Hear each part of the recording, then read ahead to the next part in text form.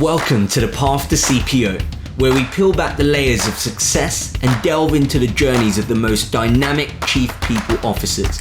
I'm your host, Nelson Sibalingam, CEO and co-founder of HowNow. Together, we'll explore the trials, the triumphs, and insights of these trailblazers across people, culture, and HR at some of the fastest growing companies in the world. This is not just their story, it's a roadmap for all aspiring people leaders. Tune in, rise up, and let's embark on this enlightening journey together. Deborah, welcome to the show. Thanks for joining us. Thank you so much. No problem. Deborah, I want to start with your journey and your story. What has your career journey been like to becoming a Chief People Officer? Well, I started out my career working in marketing and advertising. I really wanted to be the first woman president of the United States, which still could happen. But I really wanted to have a role where you could have an outsized impact. And I thought that was really through politics. But then I realized it wasn't what the president said. It's what the media said the president said. And I switched gears and started to study marketing and advertising. And then started my career as an account person and then a strategist.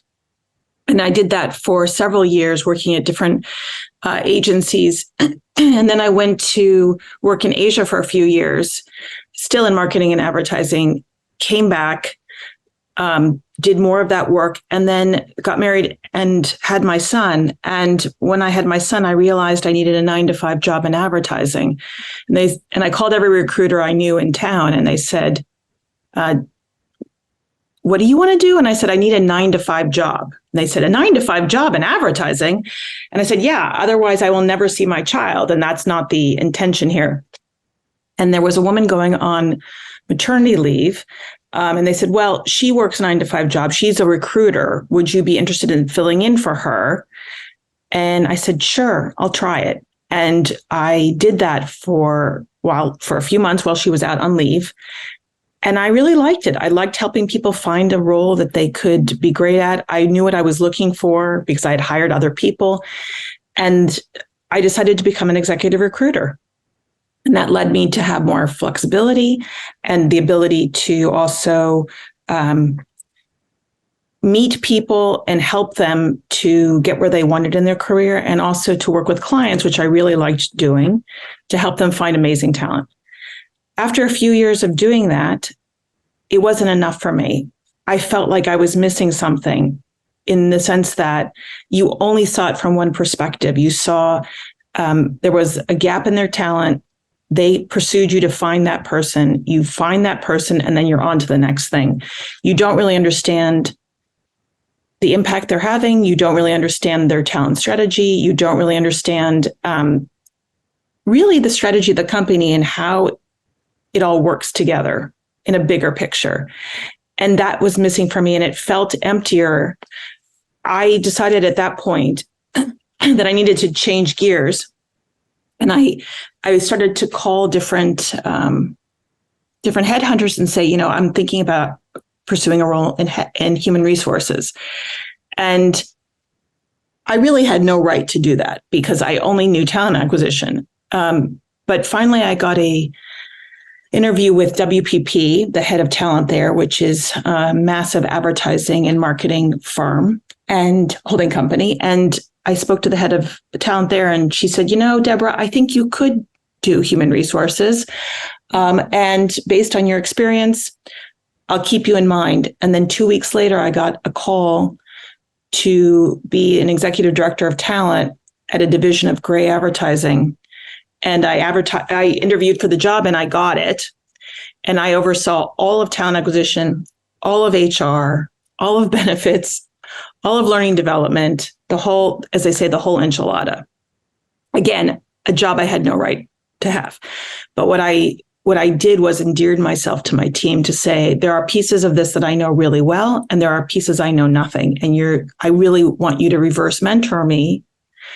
And that is how I became a Chief People Officer, because the next role that I got, that was the actual title. And I became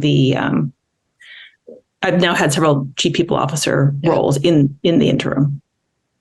I imagine that transparency at the start, when you made that transition, at that first time, saying that there was things you didn't know, being very open about that, did that really help in terms of learning quickly, learning from the right people, really developing the skills that you needed to do the chief people officer role? Absolutely. And I think that in this job, and in human resources for that matter, there's just too much to know with the changes in regulations, the complexity of the workforce now and where people are, all the different kinds of benefits. It's just gotten so much more complex. There is no way you can know it all. So to have people that are expert in their world work with you is invaluable. And also, you want to be able to ensure that you're using people to their best ability and what they can bring to the table. And so I also really believe that you should be cross-training people as well. So yes, the reverse mentoring part was absolutely invaluable. Yeah. One thing I did want to ask you about as well is kind of what originally inspired you to make that switch. But it sounds like part of it was already there from that recruitment angle and the talent angle. You really got to that point of getting people in the role, but missed the gratification of seeing how they flourished in the role or what they did or what the impact was. It's kind of like that was the missing piece of the puzzle. You were involved up until that point and you never got to see maybe the best parts of placing someone in a role. That's exactly right. And what you realize is that you're only seeing people at the beginning. And one of the great satisfactions of my career was being able to identify people who on paper maybe didn't look amazing, but when you talk to them and you really understood them, you could say you've got 75% of what this role needs on paper, but you are 100% of what they actually need. And then I was able to develop a reputation for being able to really spot talent. And even though they didn't tick all the boxes, I'm a big believer that you should hire someone with 75% who can be amazing versus a person who ticks 100% of the boxes and is really a mediocre player. Yeah. Did that kind of ability to spot things that weren't obvious help you once you got into the CPO role? Because I guess when you're looking for people to upskill internally, like you said, cross-train, internal mobility, that probably sounds a bit like a superpower, being able to spot where, there's not exactly an obvious candidate, but you can say, look, I think you'd be a good fit for this role. Did you see any of that happen in that crossover? Yes, I absolutely did. And part of that is being able to have really good judgment, which is critical in the role of chief people officer. You get a sense for people. A job description is just a job description. It's just a piece of paper again. But really to understand what motivates people, how do they problem solve, what's their passion, those kinds of things make all the difference. And it really has helped. You're absolutely right. Thinking as well about your marketing background, some of what you said there, obviously unfair for me because I have a marketing background, so I'm thinking in these terms anyway, but the idea of understanding what motivates people, what problems they're trying to solve. Did you transfer any of your marketing skills and knowledge to the CPO role as well? Because that is part of it, isn't it? Like understanding your audience is marketing 101. Without that, everything else falls apart. But maybe there's a similarity with being a CPO. Absolutely. And you hit it on the head, because really what I do is still marketing. What I do is I acquire talent, and you have to understand how to get a new customer, if you will, and what are the different segments of the market. You have to understand how to appeal to them and acquire that talent, new customer. And then your customer loyalty, which is, if you think about it, retaining employees and having them become even better. And that is all about the loyalty programs, if you will, for your people. And when you think about your talent as your customers, it changes everything. And so absolutely, my marketing background had a huge impact on the way that I approach talent. And also, I believe it really is a great way to look at it, because you're really treating people in a way that shows you and is how you care about them. Thinking about the sort of taking the marketing analogy to its full conclusion, but like you said, it's about loyalty, it's about retention, it's also about keeping people engaged over time. And I guess part of that comes from people seeing value in learning and development, people development opportunities. Does anything come to mind in terms of advice to maintain buy-in over time to ensure that there's no atrophy of that engagement with your audience or your customer, as we kind of touched upon? Yeah, I mean, I think one of the things that I really pride myself on is being able to introduce innovative benefits that really help people to stay and do their best work. One example of that would be a program that we developed because we saw that a lot of women were leaving the workforce because they were having a child or they had a new child in their family, and trying to make work for them in this new situation was really difficult, and they were dropping out. And we had a lot of talented women who just couldn't come back after leave. And so that was terrible. That was a huge loss for the company. It was a loss for them because they did want to come back. They just couldn't figure out how to do it. So we developed a program called Fourth Trimester. And in that program, when a new parent was coming back to work, we assigned them a coach who worked with them and their manager to help navigate the tricky moments of coming back into the workforce. And through that program, they were able to figure out those things that were holding them back from coming back and being great, but also for the manager to be able to help them to say, I don't need you to start at 9. You can start at 11 if you want to start and then work till 7. Whatever it was, they worked together on it. And we were able to retain so many more women who flourished, and were so appreciative of that. And also, it wasn't just for women. It was actually all for people who had a new child in their home. And what I learned from that is sometimes when you think about things differently, more innovatively, you can come up with a solution that, yes, it costs us a little bit of money to have this coach, but ultimately the respect and admiration we had from our people to help them stay, the ability to retain amazing talent, all of that was so much more worthwhile than just saying, yeah, sorry, we understand you're not coming back. Bye. So this is where you're absolutely right. Thinking about things a little bit differently can really help you ultimately, and coming up with solutions that can make all the difference. I guess part of that as well is that it's only a short term, maybe increase in spend, but in the long term, if the retention levels are better, then the costs associated with that aren't happening, of replacing staff or finding new staff. You know, it's a short-term investment for a real long-term benefit as well. I suppose that mindset shift helps. Absolutely. And, the other part of it is that the knowledge that was lost, the institutional knowledge that was lost from these people was huge. All of those aren't hard costs necessarily, but they definitely make a difference. And just the cost of having to find a new person that was as awesome as the person that left is a huge cost. So one little bit of good by doing a program like that led us to have other amazing people come to join the firm because of it and then stay. Yeah, I guess that's the other side of the coin as well. The more you do these great things internally that really benefit people and show you care about them, invest in them, the more it increases the likelihood that other people will hear about it, or you have a stronger employer brand, or people are going onto Glassdoor or sites like that, leaving reviews explaining how much they've benefited from these initiatives. Then the other side of the coin is you're attracting great talent as well. Totally. Nice. One thing I wanted to ask you in slightly more detail, were there any other reasons behind that transition as well? Like obviously the fulfilling part, needing that 9 to 5, but were there anything that naturally propelled you towards people? Have you always been maybe like a people person? Was that always there? Yeah. Yes. I've always been a people person.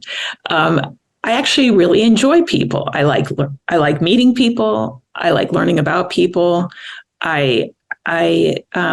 It was it was easy for me in that sense. What was harder is learning the technical skills around great human resources. And things have changed so dramatically in the last few years about how we work and the ways we work, that I don't think you could have gone to any school particularly to learn all this stuff. You just had to learn it through living it, as you know.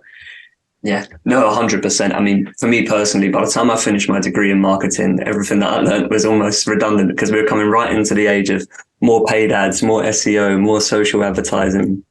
And then you just learn on the job. And I think, like you said, just being honest and upfront about where my own gaps are was really helpful in that moment. And there were a lot of them at the start. So it was good to be that self-aware. And it's going to happen your entire life. There's just, you can know more just by living it, but there's always going to be stuff that you don't. And I think you're right, being humble about it and saying, I really just don't know.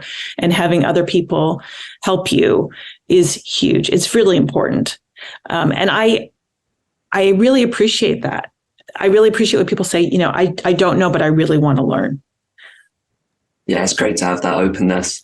I loved hearing about that win that taught you a great lesson in the sense of that fourth trimester initiative. Was there anything that, I don't like the word failure a lot of the time, but anything that maybe didn't go as planned and you also learned a great lesson from that experience as well?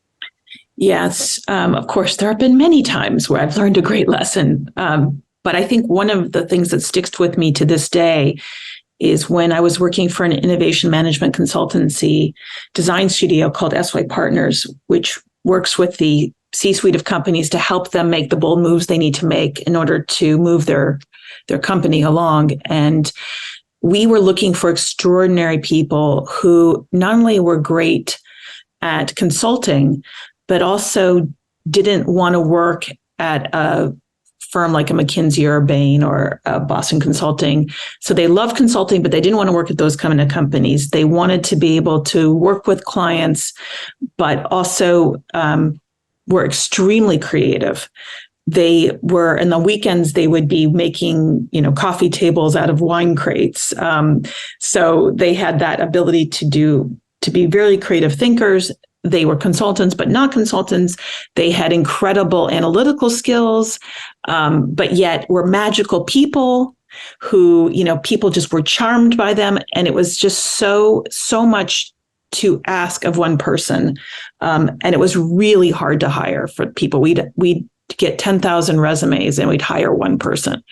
And what I found was that we were really what I call turduckening the jobs. And what I mean by that is that, a turducken, maybe you've heard is like a turkey or a chicken inside a duck inside a turkey. It's like, and what we were doing is taking a job and putting an analyst inside a consultant inside of a creative. And it's too much. It's too much to expect one human to be able to do all of those things and do them well. And so the failure of it all was putting so many filters on one person that you basically cannot find the person. And so what I always look at now is, are we turduckening the job? Are we putting so many things into one bucket to find this innovative person that you're never going to find them? And instead, can you pull it apart and really look to see what is humanly possible in one person? And that was a huge lesson for me. When you put together all of these things into one, you're making it so hard you actually can't hire anyone. Yeah. If you'd have asked me to write down any word we would have stumbled on today during this call, I would not have written down turducken, but I've heard that one before. And it's so true, though, because you end up building this Frankenstein's monster of stuff that you want. And like you said, it doesn't apply in the real world. And I imagine, like, once you got into that CPO role, that and the experience in recruitment, it really gave you that ability, I guess, to unpick and look for what was actually at the core of what you needed. And therefore, that probably helped you find the right people, because it's not like we're looking for a person who can do X, Y, Z, all these other things. It's like, actually, this person needs to do this one thing, or they need to have these character traits. So did you feel that experience kind of helped you in this? Yes, it did. And I now I really do think about, what is the human who's going to take this job, or who is the human that's going to take this job? And what is really really important for this role versus what is, nice to have. And that's true of any job. But I think sometimes people are like, well, we can only hire one person, but we need really three people. It would be three people normally, but one person needs to do this job. And you're just making it so that this person can succeed. Yeah, sometimes it's not. I guess the mindset, if you think about skill building instead, is maybe it doesn't need to be one person. You actually say, well, these are the skills we need in the team. And therefore, like you said, maybe those people with the side hustle, this person on the side loves graphic design, and maybe we're lacking design skills. And maybe that person wants to formalize it and upskill in a way. And maybe this person actually has a real knack for writing, and they could fill in the PR side of maybe a role. So maybe splitting it out and thinking on a skills basis. Would you say that's fair as well? Yeah, no, true. Absolutely. Moving on slightly, I just wanted to ask you about your most recent experience. So you've been at Astound Commerce for about 9 months now, isn't it, I believe? And I'd love to know kind of what your first steps were when you got into the role. Like if someone is a CPO joining a company, where should they start? How did you start? And what was your experience? Well, it's been a great 8 months at Astound. And one of the challenges that we have is we have hundreds of people in Ukraine. We have people all over the rest of the world.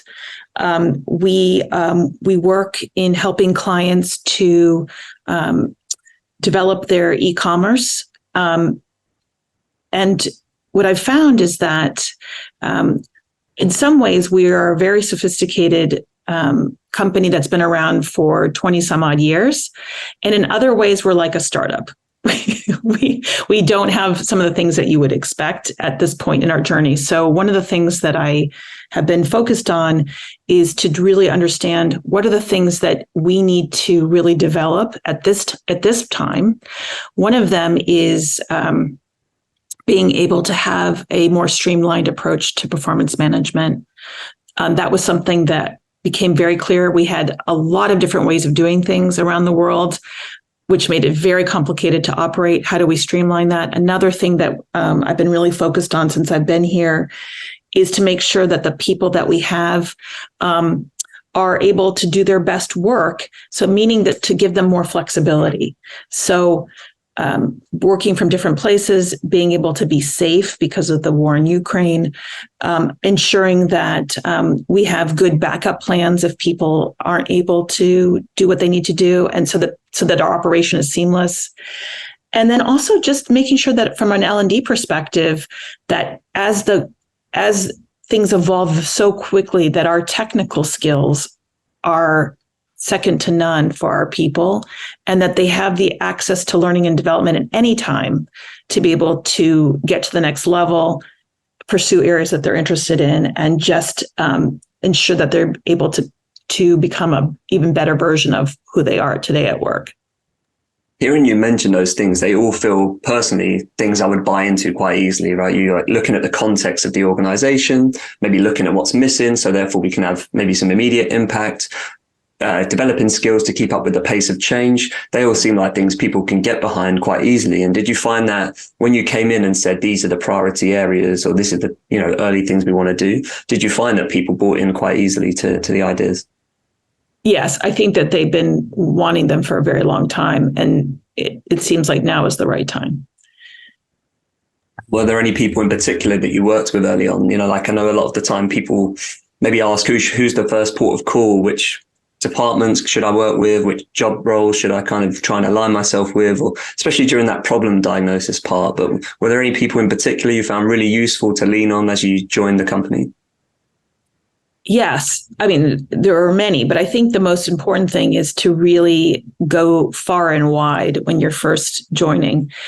It's not just about the senior people. It's about talking to people in all kinds of roles, in all levels, and making sure that you're really understanding it from a multitude of different perspectives about what's going on.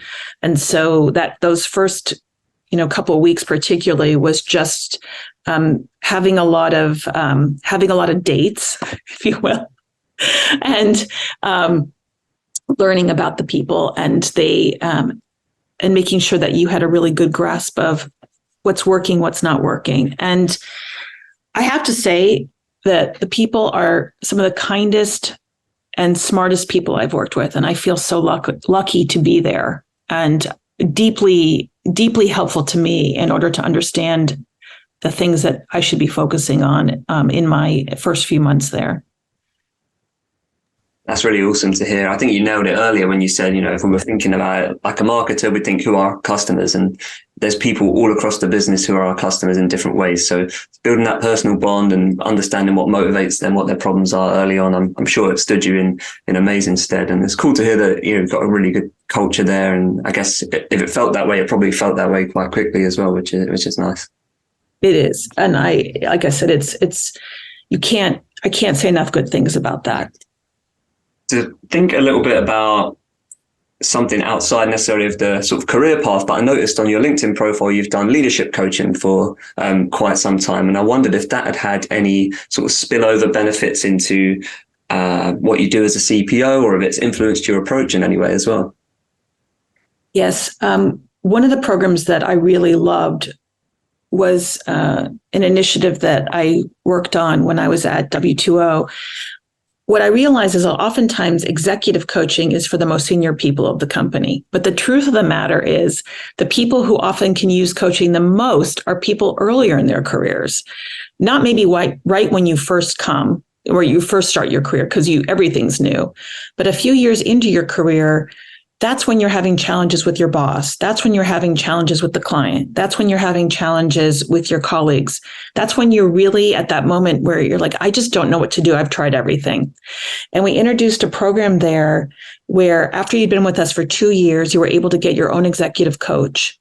And that program led to so many important breakthroughs. First of all, it lowered our turnover because people felt invested in. Second of all, people were happier because they learned skills and ways to be able to deal with problems. And third, we were able to teach good behaviors and or ways of working so that influenced other people on how they responded to and had knock-on effects. So I can't say enough good things about coaching at more junior levels with executive coaches, and how that can, even though it's an investment you make, it paid dividends in every which way. It was invaluable to our people. And it's a program that they still continue to use today. That timing point is such an excellent one, because it's so easy to feel like you're faking it till you make it. And then you'll reach a point where you feel like you're at a ceiling where I kind of need that someone to stop me faking it anymore and give me a bit more certainty on what I should do and talk me through these situations, right? I hate to break it to you. You're faking it always. Okay. Forever. No one's found me out so far, though. I'm about 10 years. Yes, well, I have to say, maybe you're good at hiding it, but I think the truth of the matter is there's, especially right now where there's so many things going on in the world that we can't really draw upon past the past so easily. We're all kind of faking it until we make it and using the best information we have and trying to do the best we can. It never ends. The imposter syndrome never ends. And maybe that's good. Maybe that's good because it makes you keep working to be better. Yeah. No, it's true. My dad, even up to when he retired, he used to make a joke like, when I grow up, I still don't know what I want to be when I grow up. And yes, exactly. It's the other side of the coin. You're faking it till you make it. And you also never, most of the time, know where you're going or what you want to do. So yeah, well, you get better because you have perspective. And I think that's something that can only happen after years and years of doing something. But I used to think, oh no, it's just me, the imposter syndrome. But actually, I think it's pretty widespread. Yeah, 100%. Whether you admit it or not. Yeah, everyone you speak to, whether they're right at the start of their career, whether they're CEOs of companies, like they're all so. It's nice because people are so open about it these days about where they feel like maybe they feel like that imposter. Yeah, well, we're all very uneven. So there's things we do that were amazing, and there's things that we're not as amazing at. And I think knowing that about yourself and how to reach out for help for those areas that are not as strong. And if that's imposter, so be it. But I think that's also being real. And I'd much rather people admit and be vulnerable about the things that they don't know and they don't feel so strongly about and get that support than to just fumble through it and feel alone. Yeah. We've mentioned a few times sort of vulnerability, self-awareness, having that perspective as being a great skill for people in a CPO role. But I was curious about Are there any other qualities you think really are necessary if you're going to be a great CPO, and how have you kind of built them? There's a few areas I think that are really helpful when you're a CPO. And I don't think that these are definitely unique for being a chief people officer, but I think they definitely help. One of them is good judgment. Sometimes there's no good answer, but if you have good judgment, you can make a call on something, and that's inherent to you. I don't think you can necessarily learn good judgment. You can have perspective, but I think being able to have a good gut is incredibly important, especially when there's no right answer. I think another thing that's really important is perspective taking. Someone tells you something and you're like, oh, that must be the truth. It's like you need to look at it from all different angles. Another piece of that that's related is systems thinking. You have to understand the impact of one thing you do and how it'll affect another part of the ecosystem. You do one good thing over here, it can lead to collective disaster in another place. So seeing the system you're in is really important as a chief people officer. And then the final thing that I'll say that really can make all the difference is complexity busting. Sometimes we make stuff so hard, it makes it almost impossible to operate. Or you're explaining a policy and it's just so complicated. How can you make sure that it is at its core easy to understand? How can you make sure that the complexity is busted so that anybody in the company understands it, anybody can repeat it, and it inherently makes sense? And so those are some of the features, the good judgment, perspective taking, systems thinking, complexity busting. Those are things I think that are invaluable in the role. Yeah, I love that last point. A piece of advice I always give to people like non-copywriters is the goal isn't for you to sound smart, it's for the reader to understand it. And the goal isn't for you to explain everything you know, it's to explain the one thing that the person needs to know. So like that kind of streamline your writing, streamline your thinking, I can imagine is massively helpful in L&D. Thank you for listening to another brilliant episode of L&D Disrupt, the podcast that's powered by HowNow.